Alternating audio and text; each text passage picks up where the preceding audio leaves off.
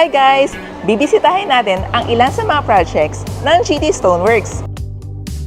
Nag-site visit ako sa isa sa mga project natin dito sa Davao. Isang buong plaza ito. Ginamit pala dito ang iba't ibang hardscaping finishes ng GT Stoneworks.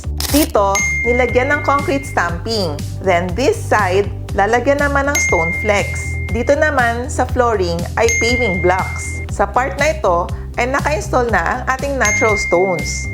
Para sa plant box, lalagyan ito ng stone flex. Same dito sa parang mushroom figure. Sobrang init dito, kailangan talaga magpayong.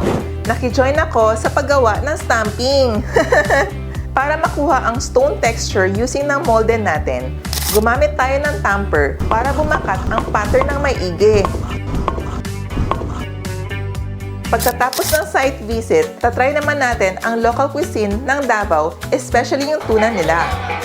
Wow! May pa-welcome pa sila sa akin! Nakakakilig! Shhh! Rice is life! Ang in-order ko pala ay panganang tuna. Lahat ng food dito ay masarap at nakakabusog.